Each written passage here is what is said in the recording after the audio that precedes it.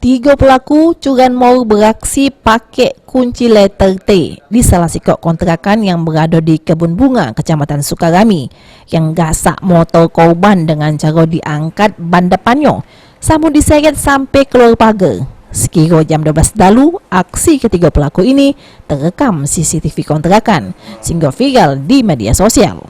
Ini dia rekaman CCTV-nya. Terselik pelaku masuk ke pekarangan kontrakan langsung ngincer motor korban yang terparkir di bawah tangga.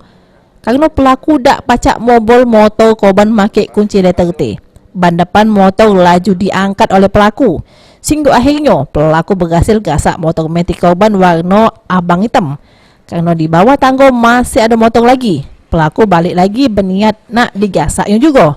Tapi karena susah mobilnya, pelaku akhirnya keluar ninggal ke motor tersebut.